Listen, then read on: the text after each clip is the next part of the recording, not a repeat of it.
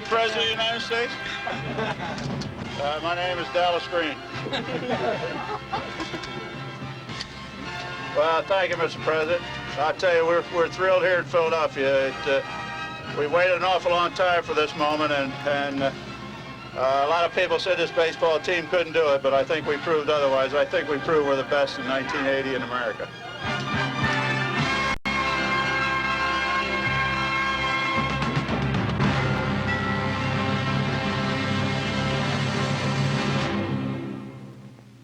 The 1980 Phillies highlight is brought to you by KYW News Radio and the Tasty Baking Company, makers of Tasty Cake.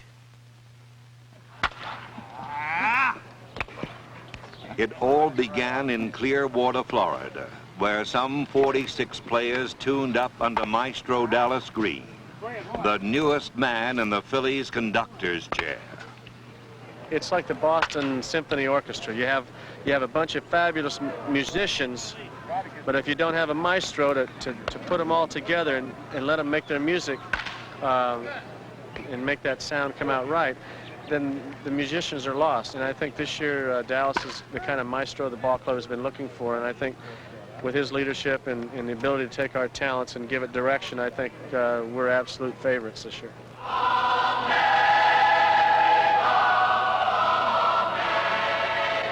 Absolute favorites they were not. In fact, most of America's baseball writers picked the team to finish fourth, behind Pittsburgh, Montreal, and St. Louis. The consensus was Dallas Green's aging musicians could no longer hit the high notes.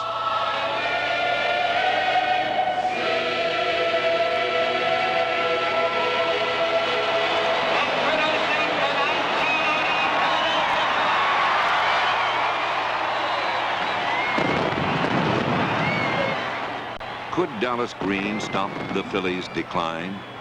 Or would the preseason death notices hold true? As soon as the first ball was delivered, Philly fans would have their answer.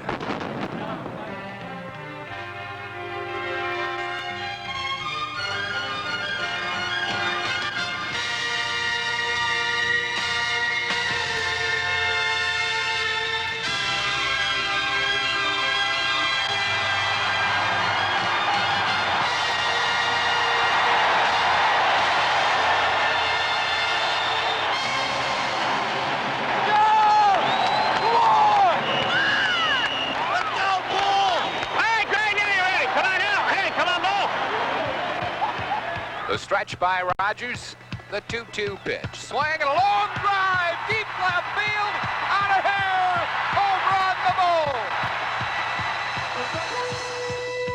ball. On opening night, the Phillies were a picture of good health. There was new spirit in the ranks, and Larry Bowa's ever-present determination was evidence of one very important thing. This was not a dying baseball team.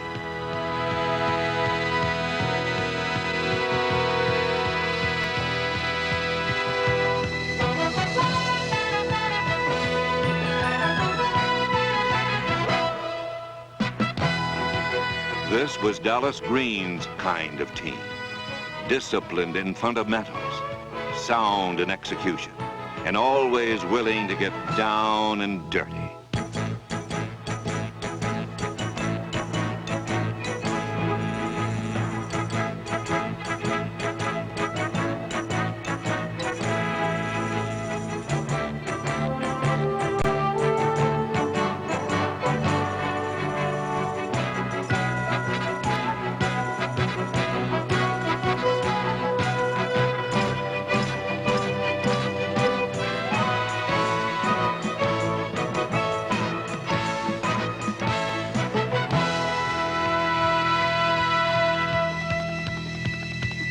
Like all Philly teams of recent years, the 1980 club was outstanding in the field. Mike Schmidt and Gary Maddox won Gold Gloves, while everybody made the plays.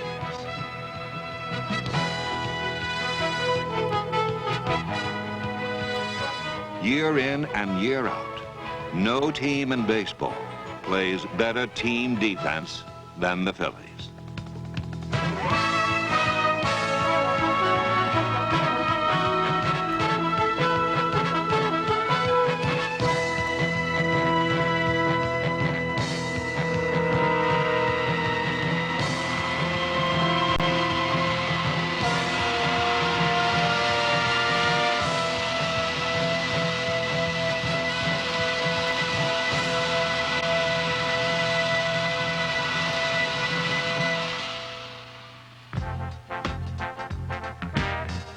Among the surprises of 1980, none was more pleasant than the blossoming of catcher Keith Moreland.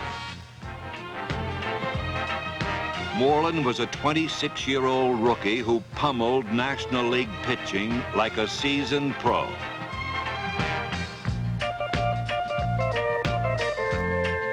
On July 27th, his batting average climbed above the 300 mark. It stayed there the rest of the season. And when the final stats were in, only one player on the club hit for a higher average.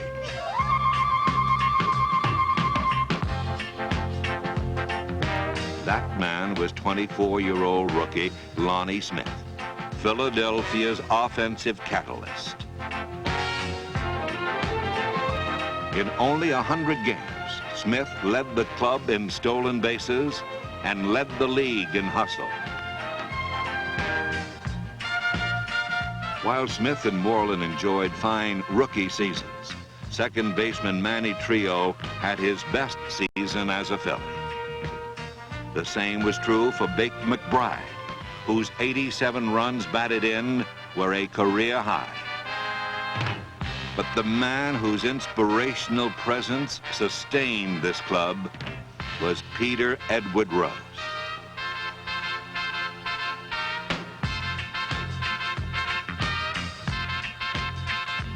At 39 years of age, Rose was the only Philly to play every day, and the years have diminished neither his zest for the game nor his appeal to his admirers.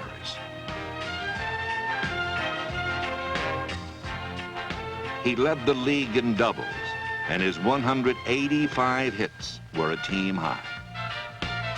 But much deeper than statistics is this one simple observation. In the whole history of Major League Baseball, only a handful of men have played the game with the passion of Pete Rose.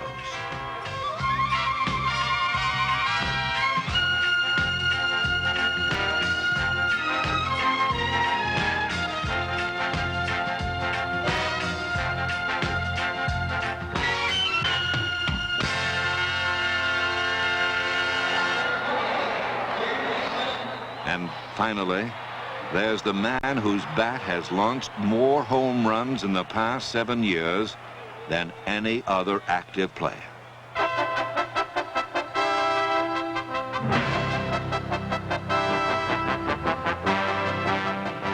He is today the premier power hitter in Major League Baseball, 1980's most valuable player.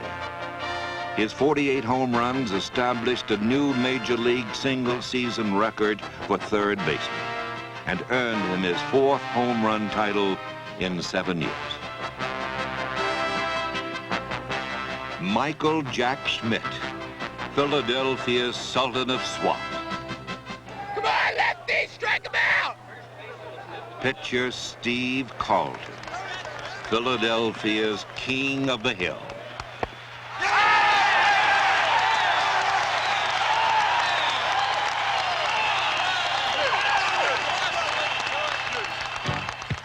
Carlton throws the best slider in baseball, a pitch that batters expect at the belt buckle, but which falls off sharply to their shoe tops. It's a pitch that's made many a major leaguer look rather foolish.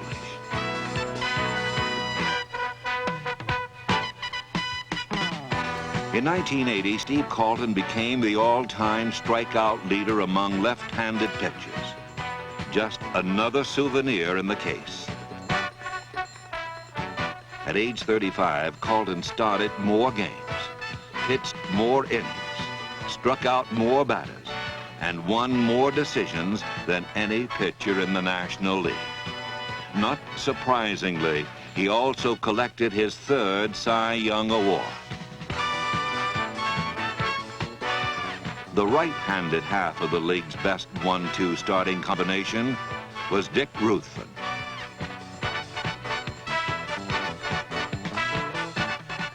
When sore arms and injuries depleted the starting rotation, the Phillies reached into their farm system and pulled out a plum in 11-game winner Bob Walker. Later in the year, 6'5" Marty Bystrom arrived from Oklahoma City, eager to contribute. And contribute he did, starting 5 games, winning all 5, and earning acclaim as the National League Pitcher of the Month in September.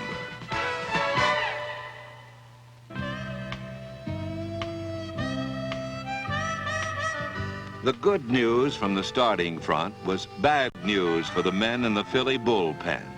For out here, where the game is no more than a distant vision, the longer the starters last, the less the bullpen has to do.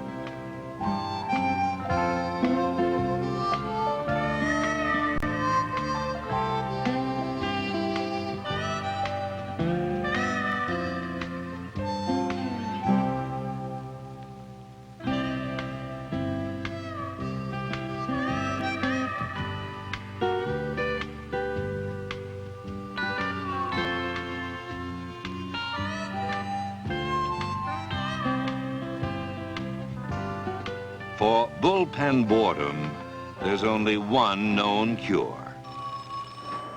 Yeah. Byron.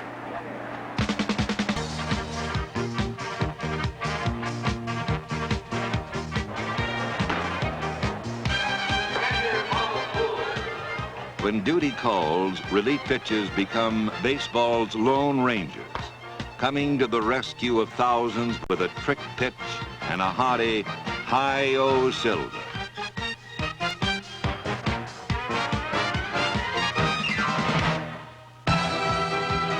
On the field, a relief pitcher's problems are many. First off, there are those who wonder if he can do the job at all. At the mound, his instructions are simple. Bail us out, or it's back to the bush leagues. Throughout the 1980 season, the men with the gunfighter eyes did the job, arriving in the heat of battle and dousing the fire.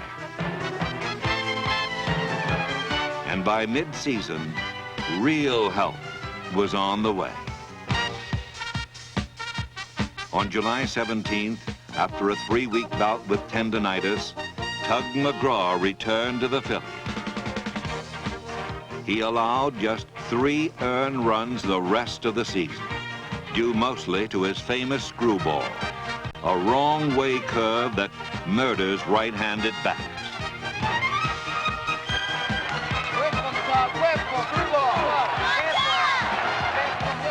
Nobody turns on the vet quite like the Tug.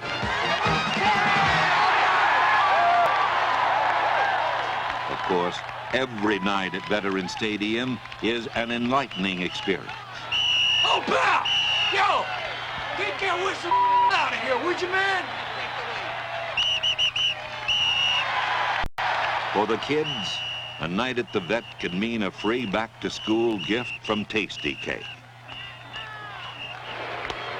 For the Phils, it could mean a visit from umpire Dutch Rennert.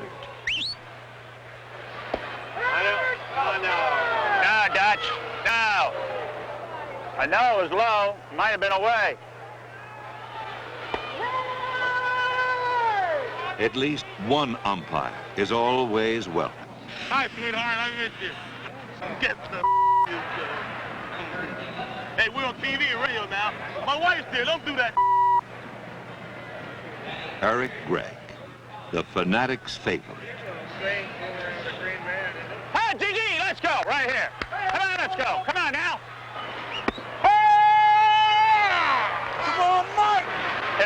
for us. Come on, get us started. Hey, Big! Hey, let's go. Come on, Bay City.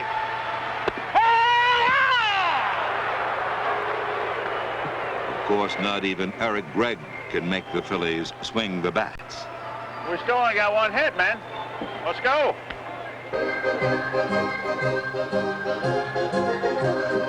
So when things are a little slow, that's when Paul Richardson takes over at the stadium keyboard. Nobody in town knows more about the psyche of Philadelphia baseball fans.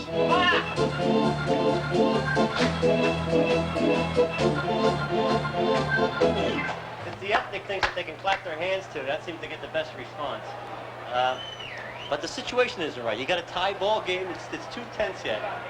Hey, good inning, Bobby. Come on, let's go. Come on, Bobby. Boone hitting .228. 9 homers. He has knocked in 51 runs.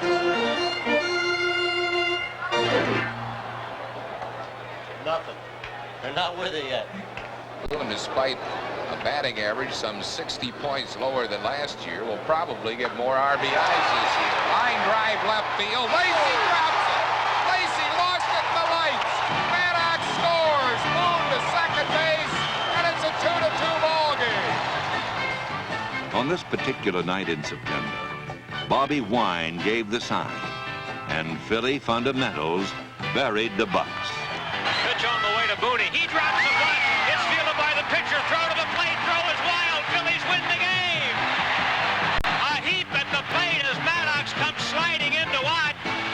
For the Pittsburgh Pirates, the season was over. For the Philly faithful, it was just getting interesting. Here's Palmer's pitch to it. Swing and a long drive. Get up there, ball. Out of here. Ball game's over. Phillies win 2-1. Nate McBride a home run. Phillies win it 2-1. Lead the East by a game and a half. Nate McBride bobbed at home plate by his teammate. With a week to play, the Phillies were on top. But by Sunday evening, the Philadelphia Playoff Express had been derailed, and the 1980 Phillies were being haunted by ghosts of September's past.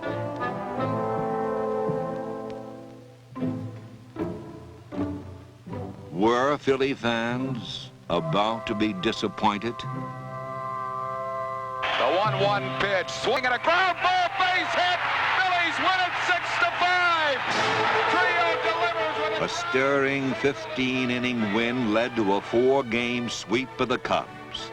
And by week's end, the Phillies needed just one more win to clinch the National League Eastern Division title. The pitch to Schmidt. Long drive to left field. He buried it. He buried it way back. Out of here. Home run. Mike Schmidt puts the Phillies up 6-4. Oh, what a drive by Schmidt. Unbelievable. He hit that thing deep to the seats in left field. And the Phillies greet Schmidt at the plate. Mike clasps his hands. He shakes hands with all of his teammates. What a wild scene in Montreal. The Philadelphia Phillies, National League Eastern Division champions.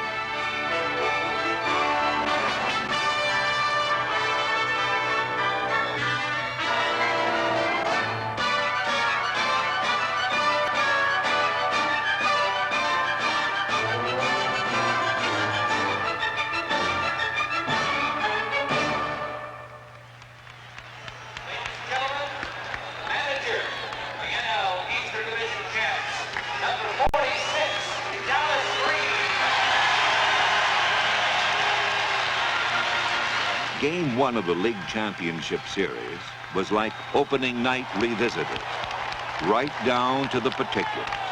3-2 pitch, swing and a long drive. There she goes. Way out of here. Home run. Greg Bluzinski. Right away, baby. That's it. There's it. The Philadelphia's one-game lead was quickly erased. The Astros took Game 2 in extra innings, sending the series to the Houston Astrodome, a place where the Phillies were anything but welcome.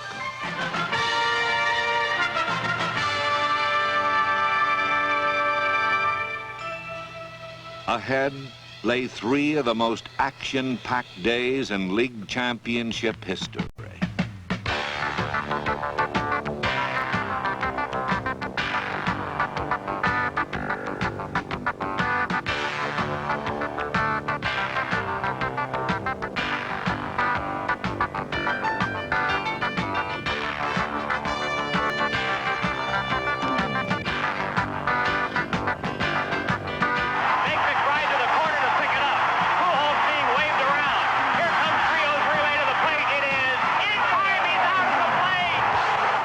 In Game 3, both teams had scoring opportunities, but each time Larry Christensen was in a jam, his defense bailed him out.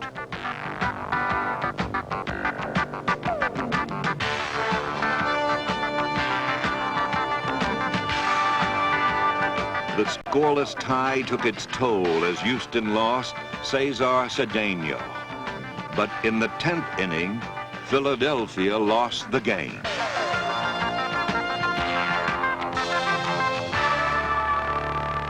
The Phillies were just one game from extinction, and the umpiring in Game 4 didn't make things any easier.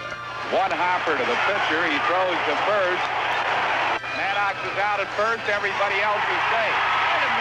Wait a minute. What Garvey ruling? Wait a minute. A triple play? No way. They're ruling a triple play. They're ruling the ball was caught on the fly, and it was not.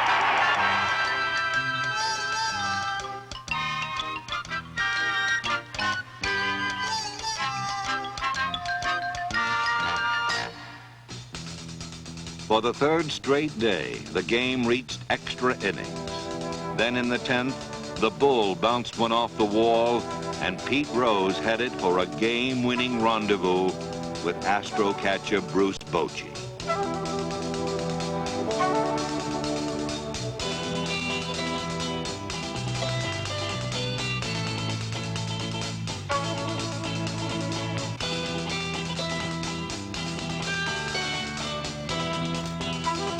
In the decisive 5th game, Philadelphia once again received last rites. But versatile Greg Gross laid down a perfect 8th inning bunt to load the bases.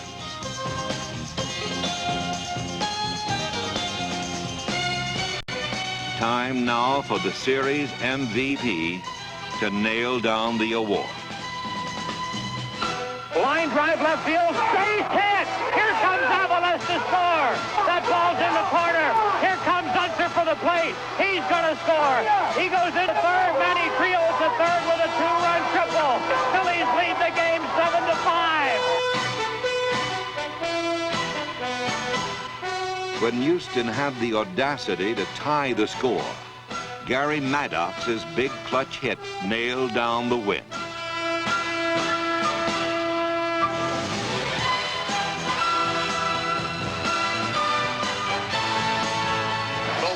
By Ruthven. The 3-2 pitch. Here's a punch shot to center field. Maddox racing over. He catches the ball. Phillies win the pennant. The Phillies have won the pennant. The Phillies win the ball game 8-7. They go to the World Series for the first time in 30 years.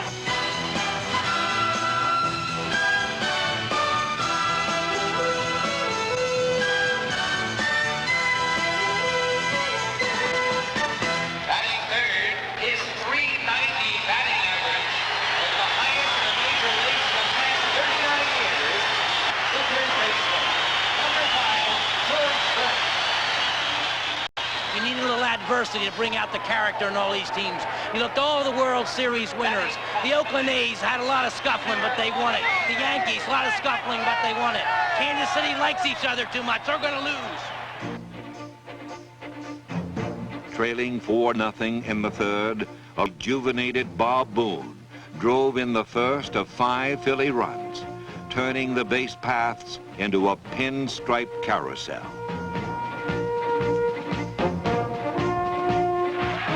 Swinging a long drive, deep right field, way back. It is out of here. Home run, make the strike. Phillies have taken a 5-4 lead. I knew he'd blister him. Way to hit him, Mike. Way to hit him, baby. Way to hit him, Mike. Philadelphia's 5-run rally sent the Royals down to defeat. And in Game 2, a 4-run 8th inning gave the Phillies yet another come-from-behind win.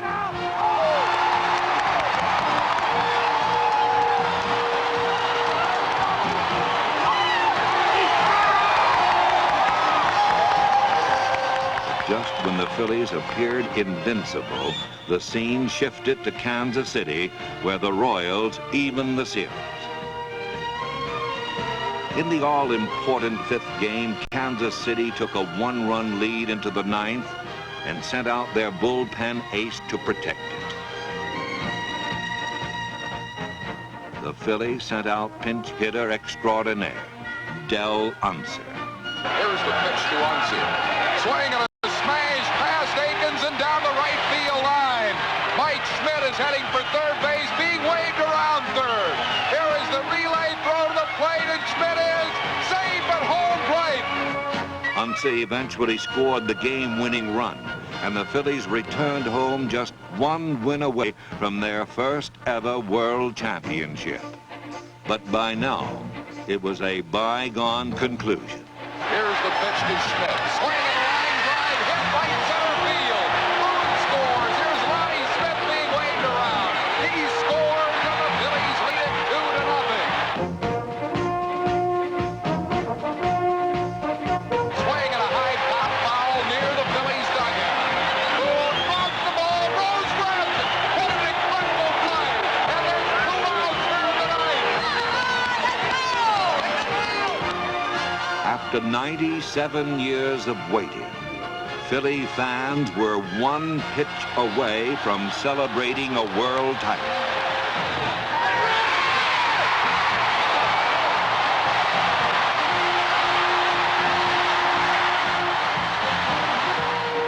The celebration poured out into the city as more than 1 million people lined the streets to pay tribute to their conquering heroes.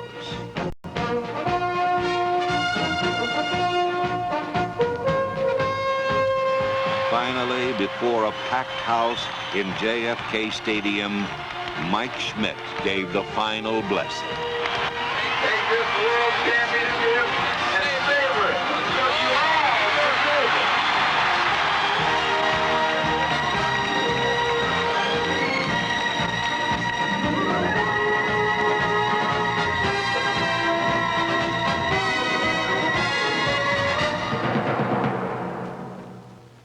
This film has been brought to you by the Tasty Baking Company and KYW News Radio.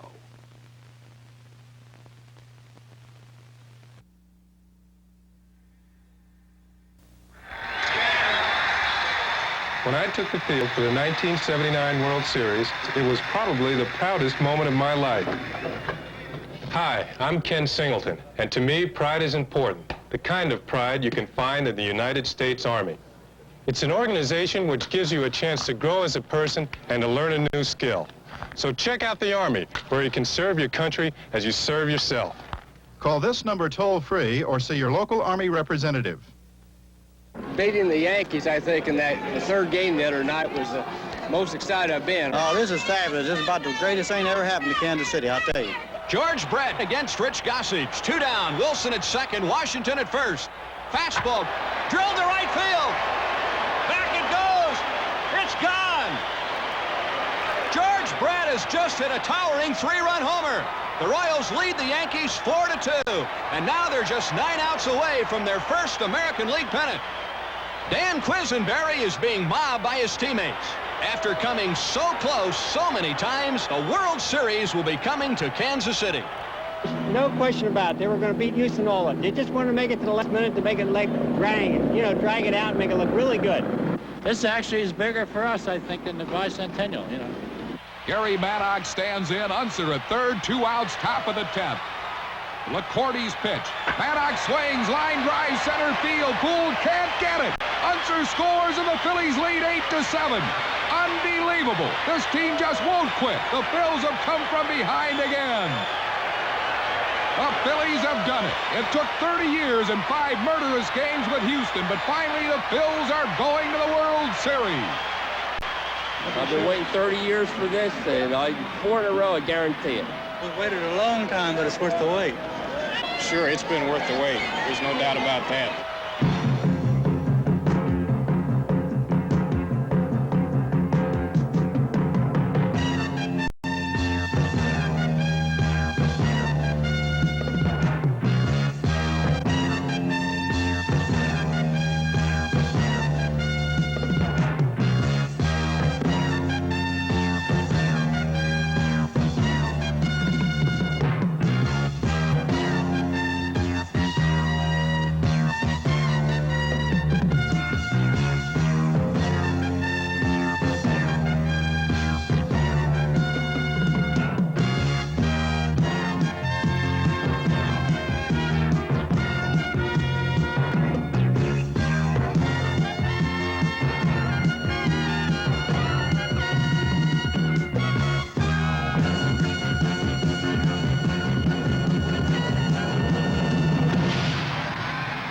For the first time in 60 years, 2 teams who have never won a World Series square off in baseball's October showcase.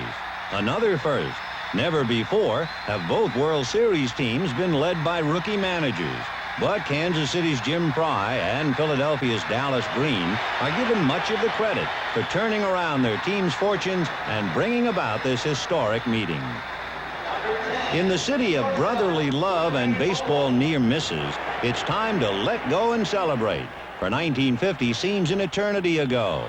Eddie Sawyer, the manager of that last Phillies pennant winner, is Game 1's first ball hurler. Despite their grueling championship series with Houston, it's a relaxed and confident Phillies team. On the mound is Bob Walk, the first rookie pitcher to start Game 1 in 28 years, and batsmen like Amos Otis are just itching to get a crack at the kid. With a man on first in the second inning, Walk gets a rude World Series introduction.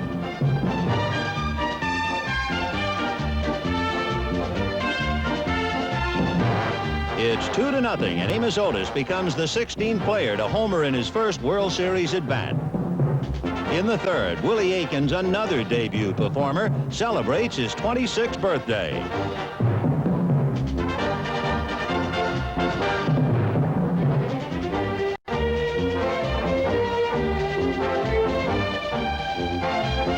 Just ask Willie Aikens if it doesn't feel good to be 26 and 4 runs in front.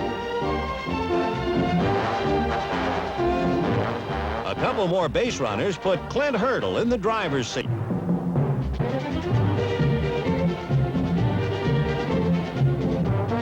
Hurdle's single sends a call for arms to rookie outfielder Lonnie Smith.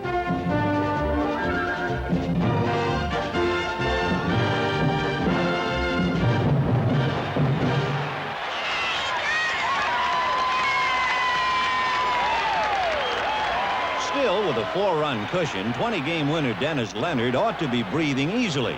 But there's no such thing against these feisty come-from-behind Phillies. In the third inning, Larry Boa strikes a blow for the bottom-of-the-order brigade.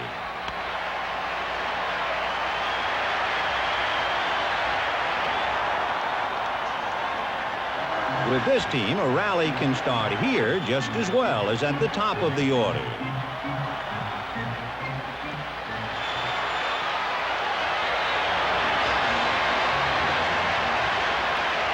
The scrappy shortstop knows that someone has to stoke the coals. It's the third time in World Series history the designated hitter rule is in effect, so batting ninth is catcher Bob Boone.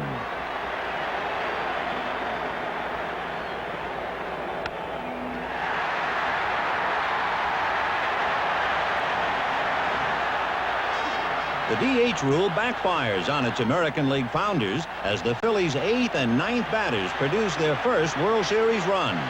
At the top of the order, Lonnie Smith gets another run home. And now it's Pete Rose who'll do just about anything to get on base. That includes getting hit by a pitch.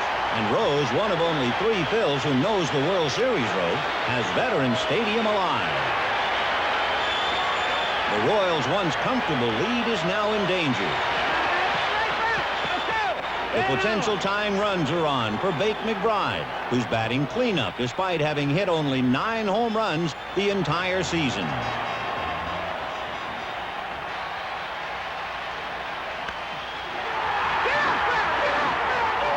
High, deep, and gone.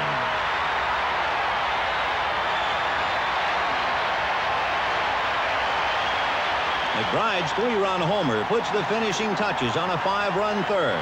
And the Phillies, who came from behind in all 3 championship series victories, have catapulted into the lead. 2 more runs extend the Phillies' lead to 7-4. And the insurance tallies help Bob Walk settle down in the middle innings. But with a runner on in the 8th and nobody out, the massive frame of Willie Aikens is an ominous presence.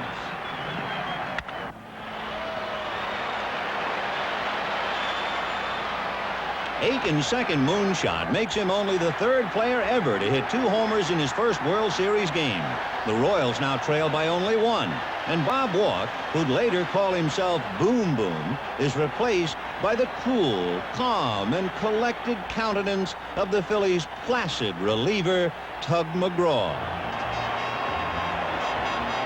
With 2 out in the 9th, it's Willie Wilson against Old Stoneface, who never seems to get excited. The 7-6 win gives the Phillies an indescribable feeling, one they've been waiting for since 1915. It's time to play for a knockout. Having scaled 1 hurdle against the favored Royals, the Phillies are now looking for 4 in a row. Who better to continue the quest than Steve Carlton, the Phillies' ace left-hander, who faces Larry Gurra, the Royals' top southpaw.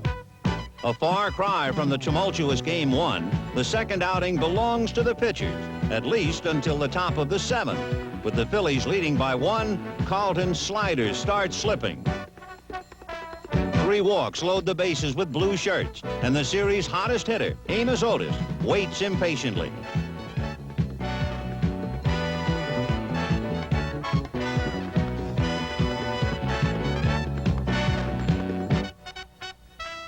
A 2-run double, and for Otis, a series total of 5 hits for a royal flush.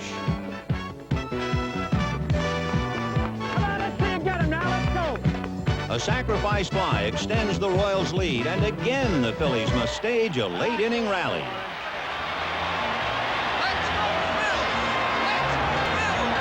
But these folks have learned to have faith in these times, thanks to a late-inning healer named Del Unser.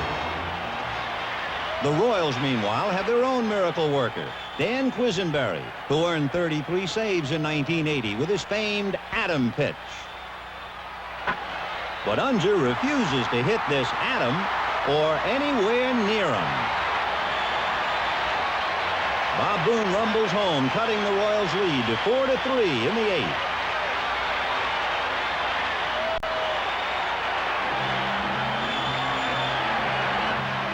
A ground out advances Unser to 3rd, and the infield is drawn in for Shake and Bake McBride. The hero of Game 1 is a hero again.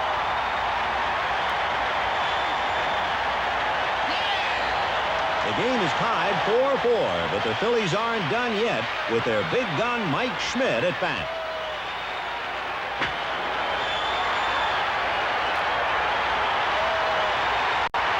It's one right fielder against another.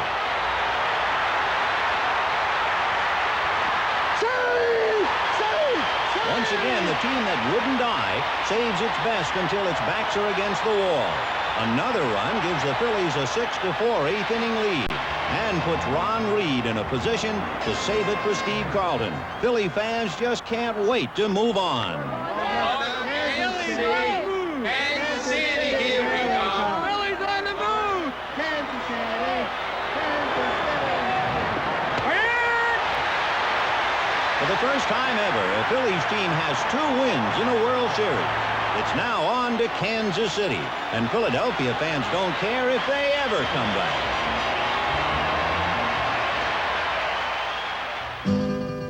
A city of sparkling waters and Midwestern charm, Kansas City's caught the fever because its favorite 12-year-old is coming home. Kansas City fans have waited a lifetime, and now the whole world is watching. The Royals are down 2-0, but 7 teams have come back after losing the first 2, so no one's about to roll over just yet.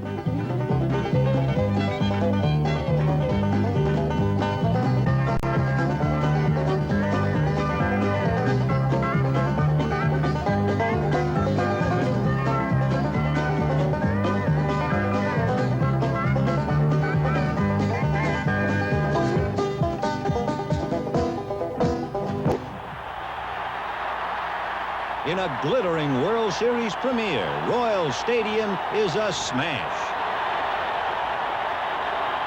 The fun's hardly begun when up steps George Brett in inning 1.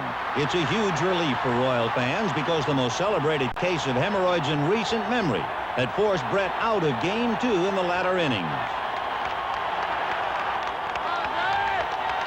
With the hopes of all of Kansas City and an operation the day before, the indomitable Brett is back in the lineup. Dick Ruthven, the Phillies starting pitcher in Game 3, has the unenviable chore of facing the game's best hitter in front of his adoring legions.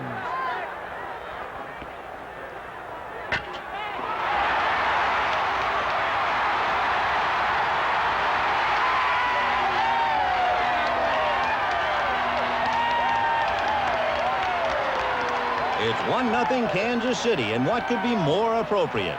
The first World Series hit at Royal Stadium is a home run by the one and only George Brett, who has, in his own words, put my troubles behind me. The Phillies, however, are not behind for long, and the game stays knotted into the 4th inning when Willie Aikens bats with 1 out and nobody on.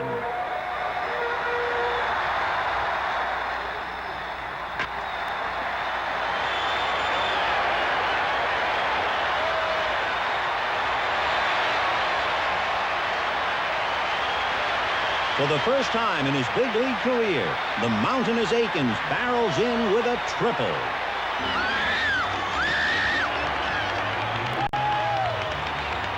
Next up for the Royals is their Big Mac, Hal McRae. McRae's single scores Aikens and puts Kansas City in the lead 2-1.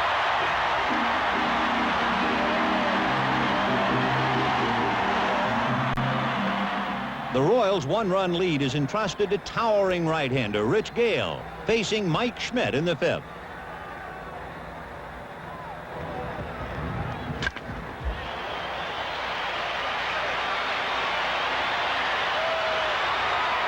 For the first time in 19 career postseason games, Mike Schmidt gets to display his home run trot.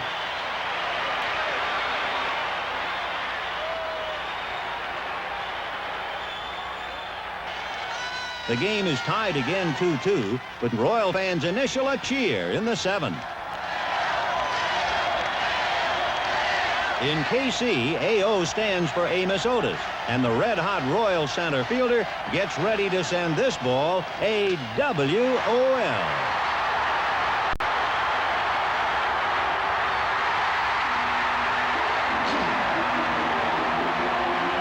The Royals are back on the top side of the seesaw struggle 3-2, but the Phillies don't stay down for long in anyone's playground. One more comeback in the 8th, and this battle royale heads into extra innings with the Phillies mount a 10th inning threat. An encore is being asked of Mike Schmidt, while the Royals look for a command performance from Dan Quisenberry. Frank White's masterful double play symbolizes the highs and lows of this relentless series. With the Phillies having stranded a record 15 runners, it's the Royals' turn to mount an offensive on Tug McGraw. Despite a pitch out, Willie Wilson steals second base. After a walk, McGraw pitches to the Royals' cleanup man. All right. Make a pitch to you, Willie. Willie Aiken stands in with 2 outs and the potential winning run at second base.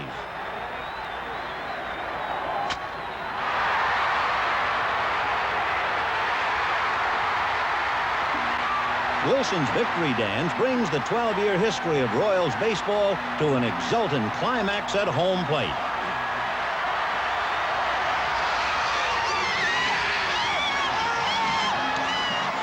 At long last, the Kansas City Royals have won a World Series game.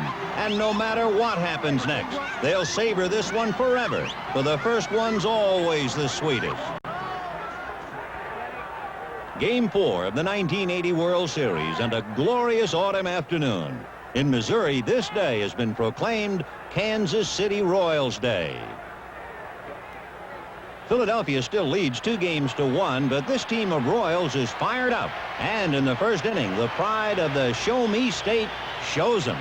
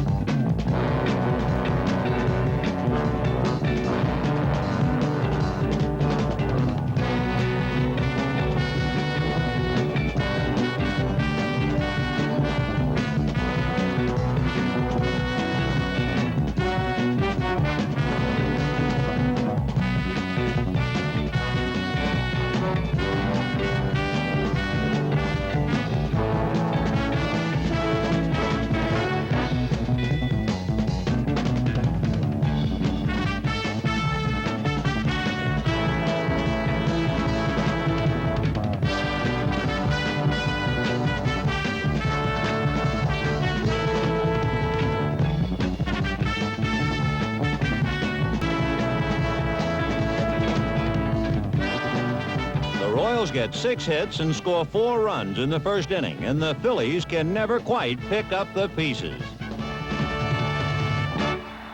The series is tied at 2 games apiece. Dennis Leonard is the winner with a save from Quisenberry and 2 homers from Aiken. But the most memorable moment of Game 4 came in the 4th. George Brett facing Dickie Knowles.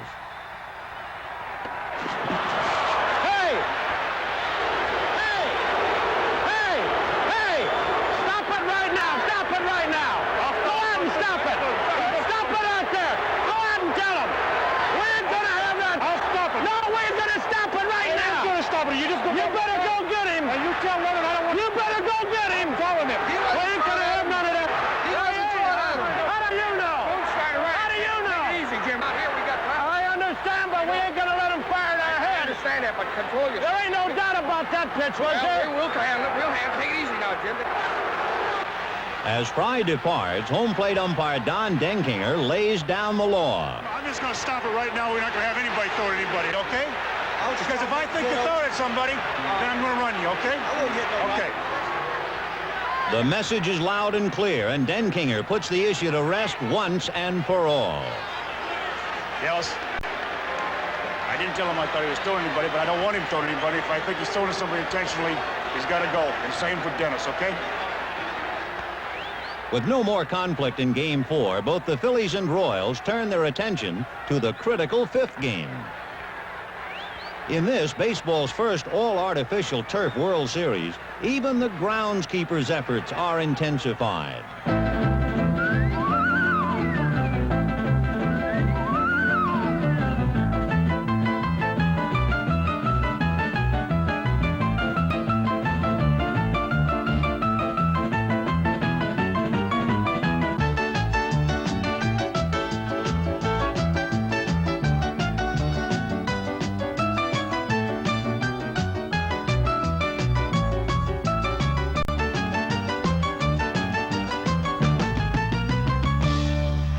There's always a touch of levity to be found, but now the tension is spiraling for these two stubborn ball clubs. Game 5 ceremonial first ball thrown out by Bryce Durbin, representing the 500,000 athletes in National Federation of High School Athletic Associations. The real first ball will be thrown by Larry Gura, who's already turned in a commendable performance in Game 2. After a scoreless first 3 innings, Bake McBride bats with 1 out in the 4th.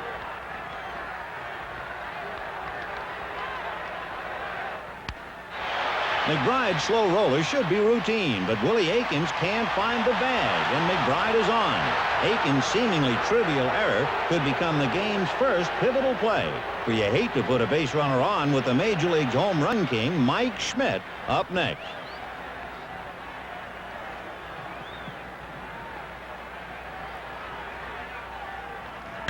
An outside fastball is sent out, way out, and there'll be no carom on this one. The Phillies go ahead 2-0, and Schmidt's second home run of the World Series thrust the Royals into the role of playing comeback.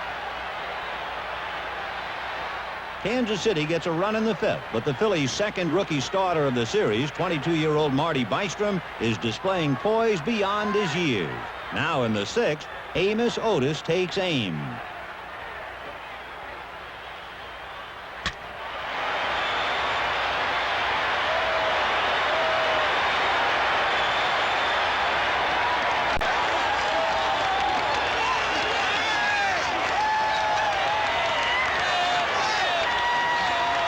The game is tied at 2-2 as Otis, with 11 hits and 7 RBIs, continues to look the part of series MVP.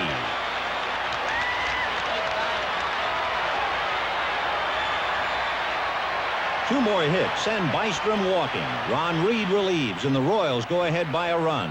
Now, Darrell Porter's at first, and Willie Wilson connects. From the crack of the bat, Porter's got home plate fever.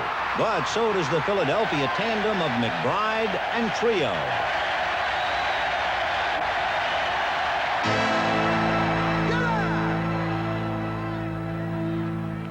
The Royals lose a chance for a possible big inning.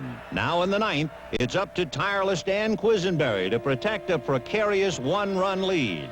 The 9th inning is a lonely chamber of boundless tension and icy resolve. The whole series riding on every pitch. Hey, come on, kid. Mike Schmidt leads off.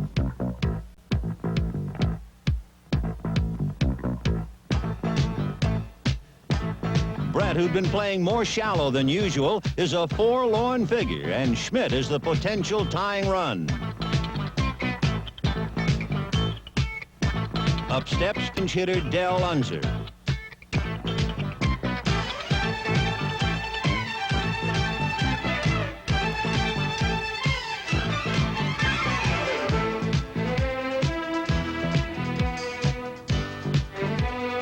The comforts of home. One man's celebration is another fan's nightmare. And now with the score tied, something's got to give. The uncanny Unser has been sacrificed to third, and now with 2 outs, the batter is Manny Trio.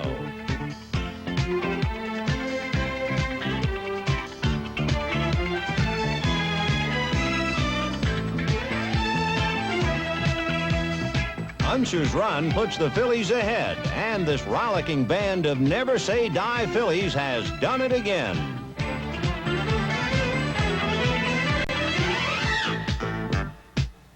After Hal McRae's long fly ball to left falls just foul, Tug McGraw has to catch his breath. The Royals then load the bases. With 2 outs in the bottom of the 9th, Jose Cardenal's at bat.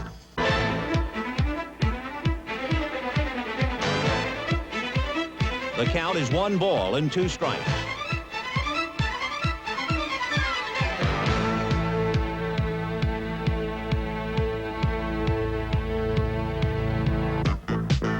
It's a triumphant Tug McGraw, and the Phillies have scratched and clawed and hung on for dear life to take a precious 3-2 lead back to Philadelphia.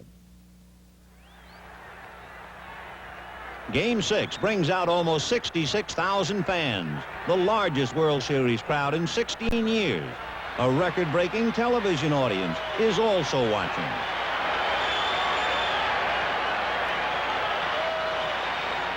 Getting things underway is Tony Taylor, a Philly infielder for so many of the lean years. But these are the halcyon days of lefty Carlton and lofty ambition.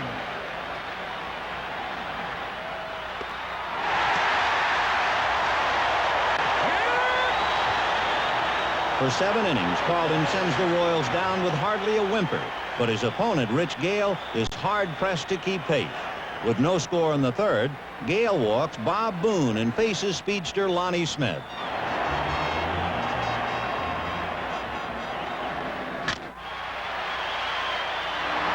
Surprisingly, the call is safe. The old in-the-neighborhood play fails to impress umpire Bill Kunkel. The Phillies have 2 on with no outs. A throwing error is charged to Frank White, and the KC skipper is flying. Come on, Bill! What's going on, Bill? Pull him off. Ah, the ball didn't pull him off nothing. Come on, Bill! What's going on, for crying out loud? It's just a first play. He's not doing anything, for crying out loud. How can you call a play like that? How can you call a play like that, Bill? Come on, Bill. How can you do that? There was no play. Come on, Bill.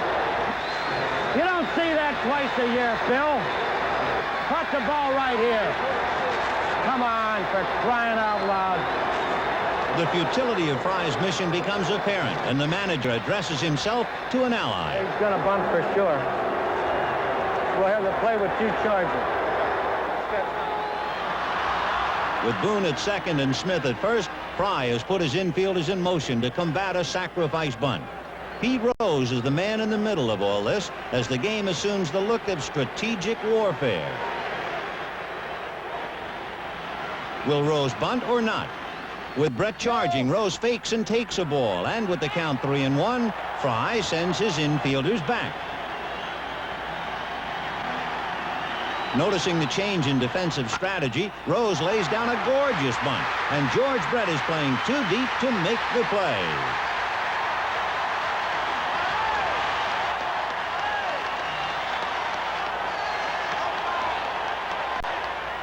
Without a ball hit out of the infield, the Phillies have loaded the bases with nobody out.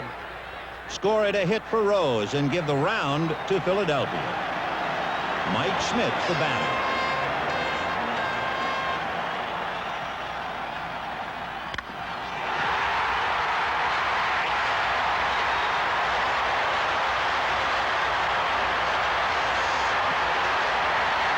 The Phillies go up 2-0 thanks to the clutch swinging Schmidt.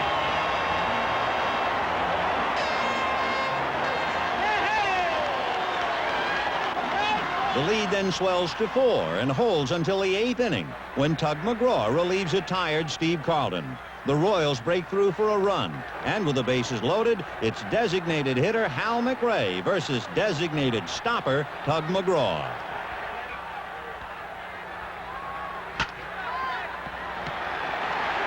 The Phillies have come out of the 8th inning alive and still well from another heart-pounder.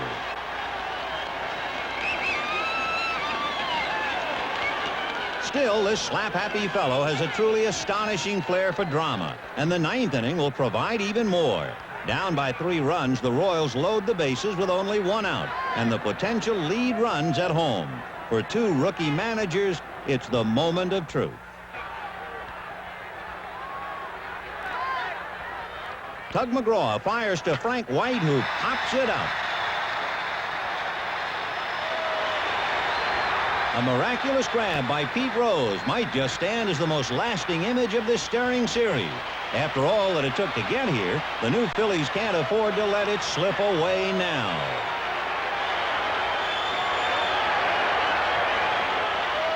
It goes in the books as out number 2.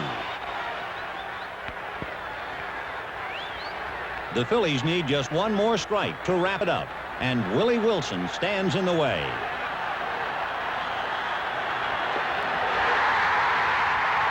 At 11:29 p.m., October 21st, 1980, the ghosts of Phillies past are finally laid to rest. The team that couldn't win the big one has taken the ultimate, and the fans who never had a champion have a World Series winner. It was 98 years in coming, but as any Philadelphia fan will tell you, it was well worth the wait. The 6-game Philly triumph brings tears to the eyes of General Manager Paul Owen and Philly fans everywhere. In looking back at the 1980 World Series, there were heroes galore. The Phillies' baked pride set the tone of the series, spearheading the first-game comeback with his resounding 3-run homer. Amos Otis had a series-high .478 batting average and a bevy of clutch hits for the Royals. Hal McRae, one of only 2 Royals with previous World Series experience, gave KC a dependable DH. While Willie Aikens conducted a vicious assault on Philadelphia's pitching and became the first player ever to hit 2 home runs in 2 games of the same series. Perhaps the most unsung hero of the series was Philly Ironman Bob Boone, who courageously shrugged off a foot injury to bat .412 and catch every inning. Shortstop Larry Bowa triggered a World Series record 7 double plays and led the Phillies in both base hits and stolen bases while adding a boyish enthusiasm. But the most exuberant Philly was reliever Tug McGraw, who won 1 game, saved 2 others, and kept everyone's heart thumping. The Royals' George Brett displayed his incomparable batting stroke to the whole world. Steve Carlton, the man they call Lefty, struck out 17 in 15 innings and accounted for 2 of the Phillies' 4 wins. And finally, Mike Schmidt, who silenced his critics by winning the World Series MVP trophy, then saying graciously, "I'd like to chop it up into at least 25 pieces and give some to all the other guys." One and all, the 1980 Philadelphia Phillies are baseball's world champions.